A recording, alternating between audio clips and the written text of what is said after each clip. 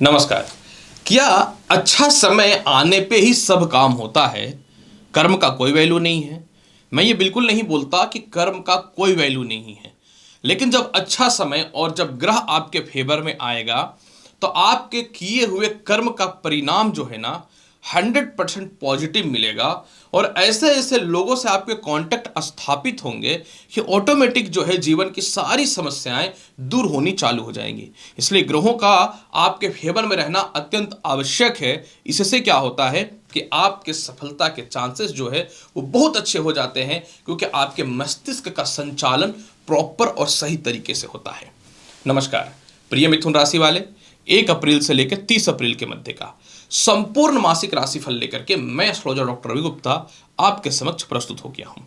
प्रिय मिथुन राशि वाले, प्रत्येक महीने की तरह इस महीने भी बताऊंगा कि कैसा रहेगा आपके जीवन में पूरा अप्रैल के महीने का संपूर्ण भविष्यफल, जिसमें मैं जीवन के सारे चीजों को, सारे महत्वपूर्ण पहलू का चर्चा कर दूंगा। ऐसे ये बात मैं अवश्य बोलूंगा कि इस महीने माता लक्ष्मी स्वयं आपको बोलने वाली है, धन ले लो क्योंकि मैं आई हूं तुम्हें देने के लिए। ये जो राशिफल है मिथुन राशि वाले चंद्र राशि पे आधारित है। आपको अपना चंद्र राशि पता है तो आप निश्चित तौर पे इस जानकारी को देख लीजिए चंद्र राशि से, नहीं तो आप नाम या लग्न के अनुसार भी देखें, कोई फर्क नहीं पड़ता। तो चलिए मिथुन राशि वाले देखते हैं कि आपके जीवन में अप्रैल के महीने में नौकरी व्यवसाय का हाल किस कदर क्या होने वाला है। यहाँ पे देखिए मिथुन राशि वाले, आपके नौकरी व्यवसाय कारक स्थान में जो कर्म क्षेत्र होता है परमानेंट, यहाँ पे राहु तो विराजमान है ही, और 6 तारीख से जो है शनि देव जो भी है अपने नक्षत्र को परिवर्तित करेंगे। इसका मतलब यह है कि आपके जीवन में 24 अप्रैल तक जो है शुक्र उच्च का कर्म क्षेत्र में बैठा हुआ है। इसके अलावा जो है 13 अप्रैल तक सूर्य भी बैठे हुए हैं, यानी 24 अप्रैल तक कुछ बड़ा होने वाला है। मैं बताता हूं, 24 अप्रैल तक आपके जीवन में नए नौकरी व्यवसाय के योगों में वृद्धि है। जिनको विदेशों से जाकर के व्यापार करना है उनके लिए समय बहुत ही बेहतर रहेगा। जो नए जॉब या इंटरव्यू को लेकर परेशान थे, आपके कुछ सफलता के रास्ते खुलेंगे। जो लॉटरी सट्टा शेयर मार्केट से रिलेटेड काम करते हैं 24 अप्रैल तक बहुत बढ़िया रहेगा।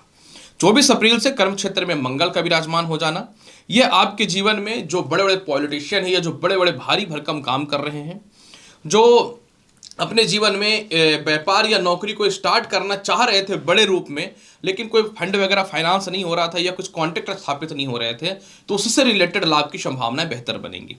मतलब एक बात तो दिख गया कि अप्रैल के महीने में नए नौकरी व्यवसाय के योगों में जबरदस्त वृद्धि है। और जिनको प्रमोशन वगैरह को लेकर दिक्कत है ना, 24 अप्रैल से उनके प्रमोशन के चांसेस बहुत ही बेहतर बनते हुए दिखेंगे, जब मंगल और शनि का अंगारक दोष खत्म हो जाएगा। तो यानी कर्म क्षेत्र का मामला बहुत अच्छा है, थोड़ा मेहनत कर दीजिएगा तो 100% लाभ की संभावनाएं बनती हुई दिख रही हैं। विदेश यात्रा का हाल कैसा रहेगा?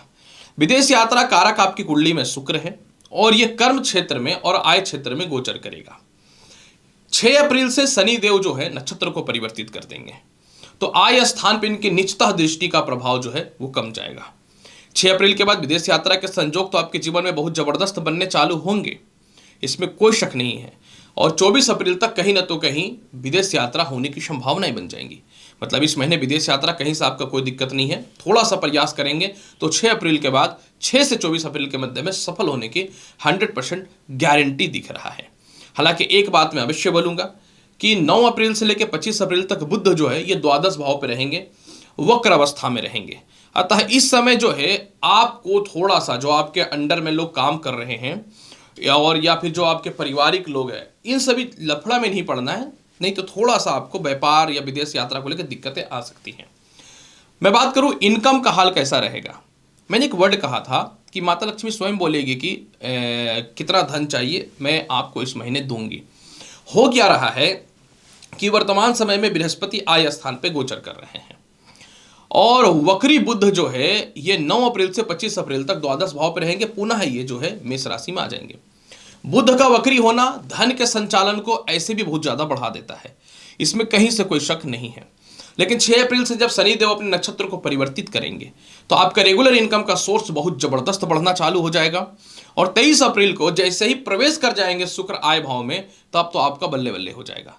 यानी इस पूरे महीने कहीं से धन की कमी नहीं है, लेकिन 6 अप्रैल से अचानक धन की प्राप्ति होगी।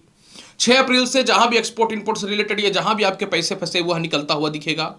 6 अप्रैल से आपके बड़े भाई बहनों के पास अगर कुछ फंड फंसे वह निकलेगा, रिश्तेदारों के पास कुछ फंड फंसा है या मित्रों के पास कुछ फंड फंसा हुआ है वह निकलता हुआ दिखेगा।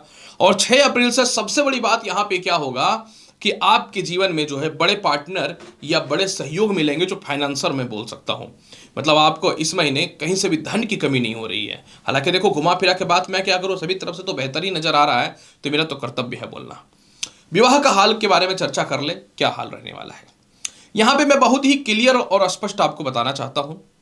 6 अप्रैल से जब शनि अपने नक्षत्रों को परिवर्तित करेंगे तो इनका बृहस्पति के ऊपर दुष्ट प्रभाव बहुत हद तक कम हो जाएगा, क्योंकि बृहस्पति जो है, शनि जो है, ये बृहस्पति के नक्षत्र में ही आएंगे। 6 अप्रैल से विवाह के योग आपके बहुत ही अच्छे बनने चालू हो जाएंगे।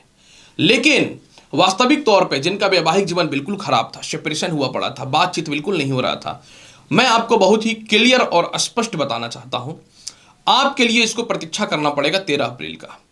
जैसे ही पराक्रमेश मंगल सूर्य जो है वो 11वें भाव में प्रवेश करेंगे 13 अप्रैल को, तो जिनको सेपरेशन हुआ पड़ा है सुधार हो जाएगा। जिनके जीवन में काफ़ी समय से विवाह के रिश्ते ढंग के नहीं आ रहे थे, उसमें सुधार होता हुआ नजर आएगा। लेकिन एक बात मैं यहाँ पे आपको बस स्पष्ट बोल दूं, 13 अप्रैल से लेकर के 23 अप्रैल के मध्य में, 23 नहीं 24 अप्रैल तक लव लाइफ की स्थिति बहुत ही खराब होने वाली है। यानी 13 अप्रैल से लेकर के 24 अप्रैल तक अपने लव लाइफ को बचाइएगा, क्योंकि पंचम भाव पे सूर्य की नीच की दृष्टि जाएगी, तो किसी दोस्त के द्वारा या परिवार के कारण या खुद के आपके व्यवहारिकता या अहंकार के कारण आपके लव लाइफ में डिस्टर्बेंस और परेशानियां आ सकती हैं। तो इस मामले में आप थोड़ा ध्यान दे दीजिएगा। इसके बाद तो समय बहुत ही बेहतर हो रहा है, मतलब इस महीने विवाह के योग बहुत अच्छे हो रहे हैं 6 अप्रैल से, और ससुराल पक्ष से भी तालमेल आपके 6 अप्रैल से ईश्वर की कृपा से बहुत ही अच्छा होगा। भूमि मकान वाहन संपत्ति का हाल कैसा है? सीधी बात, नो बकवास। आपके जीवन में पूरे महीने भूमि मकान वाहन संपत्ति का योग बहुत ही जबरदस्त और बढ़िया है। लेकिन जिनकी प्रॉपर्टी में थोड़ा लिटिगेशन है या विवाद है या कुछ लोन खत्म करके प्रॉपर्टी आपको अपने हैंड में लेना है, आपको 23 अप्रैल तक इंतजार करना पड़ेगा। 23 अप्रैल के बाद प्रॉपर्टी का लिटिगेशन खत्म होगा, प्रॉपर्टी सेल होगा, कर्ज की मुक्ति होगी प्रॉपर्टी की, और आपके हैंड में आएगा और आप सेल करके अपनी प्रॉपर्टी का जो है कहीं ना तो कहीं अपने हैंड में कर लेंगे, क्योंकि जब चतुर्थ भाव पे नीच अवस्था का काल पुरुष के अनुसार मंगल का दृष्टि जाएगा। तो कैसा रहेगा आपके जीवन में संतान का और शिक्षा का हाल? देखिए, इस महीने ना संतान और शिक्षा का हाल बहुत ही बेहतर है। 13 अप्रैल से सिर्फ आपको 13 अप्रैल से 24 अप्रैल तक थोड़ा सा जो संतान कंसीव करके रखे हैं, थोड़ा सा हेल्थ इशू आ सकता है, क्योंकि पंचम भाव पे नीच सूर्य की दृष्टि जाएगी। इस समय आपको शिक्षा में थोड़ी बाधाएं आ सकती हैं, क्रोध बोल सकता हो या पारिवारिक रिस्पॉन्सिबिलिटी बोल सकता हो या पारिवारिक कलेश या विवाद या गलत रिश्तों के चक्कर में 13 अप्रैल से 24 अप्रैल के मध्य में शिक्षा में दिक्कतें आ सकती हैं, या फिर आप अपने संतान के फ्यूचर को लेके, भविष्य को लेके 13 अप्रैल तक थोड़ा परेशान रह सकते हैं, 13 अप्रैल से लेकर के 24 अप्रैल तक। अदरवाइज 13 अप्रैल से पहले और 24 अप्रैल के बाद प्रमोशन, उन्नति, इंटरव्यू में पास होना, रिजल्ट आपके फेवर में आना और संतान कंसीव होना या संतान के सुखों में वृद्धि होना बहुत ही अच्छा रहेगा। और 6 अप्रैल के बाद जो द्वितीय संतान के भविष्य को लेकर परेशानियां हैं ना, या 6 अप्रैल के बाद अपने संतान के वैवाहिक जीवन को लेकर आप परेशान हैं, तो उसमें सुधार होता हुआ बहुत ही बेहतर दिखेगा। और 6 अप्रैल के बाद आपके प्रमोशन में, नौकरी में बहुत बड़ा बदलाव भी दिख रहा है, मतलब अच्छा समय दिख रहा है। कर्ज की मुक्ति पूरे महीने हो रहा है, संसार का कोई ताकत नहीं रोक सकता। हेल्थ इशू किसी भी तरह का नहीं होने वाला है। बस यहाँ पे एक समस्या ये होगा कि जब वक्री बुध 9 अप्रैल से 25 अप्रैल के मध्य में द्वादश भाव पे रहेंगे, तो थोड़ा सा नसों का खिंचाव या हल्का फुल्का टेंशन हो सकता है, जो कॉमन तौर पे बड़ा रूप तो नहीं है। 6 अप्रैल के बाद आपके जीवन में ससुराल पक्ष से तालमेल अच्छा है, खानदानी संपत्ति का लाभ मिल सकता है, ससुराल से संपत्ति का लाभ मिल सकता है, एलोमिनी के पैसा मिल सकते हैं, और कर्ज की मुक्ति के अलावा जो है केस मुकदमा में आप विजय भी हो सकते हैं। इसलिए तो मैं बोल रहा हूं मिथुन राशि वाले, क्या वाकई में समय ही सब कुछ होता है? अब तो मुझे भी लगता है कि समय ही सब कुछ होता है। फिर भी इसके प्रभाव को बेहतर बनाने के लिए सिर्फ एक उपाय, पूरे महीने माता दुर्गा चालीसा का पाठ कीजिए और 13 अप्रैल से लेकर के 24 अप्रैल के मध्य में जल में डाले लाल पुष्प और सूर्य को अर्घ्य दे दीजिएगा। और कोई उपाय नहीं करना है, गायत्री मंत्र चाहे तो आप कर सकते हैं, ज़्यादा बोधरेशन या लोड लेने की आवश्यकता नहीं है। कर्म पे फोकस करो, समय बहुत ही बेहतर है। तो प्रिय मिथुन राशि वाले, कैसा रहेगा अप्रैल के महीने का संपूर्ण हाल, बहुत ही क्लियर और स्पष्ट मैंने बता दिया। उम्मीद करता हूं कि बताई गई जानकारी से संतुष्ट होंगे। चैनल पर नए आए हैं तो लाइक करिए, शेयर करिए, सब्सक्राइब करिए। मिलता हूं अगली वीडियो में और महत्वपूर्ण और ज्ञानवर्धक जानकारी के साथ। तब तक के लिए नमस्कार, अच्छे से रहिए, धन्यवाद।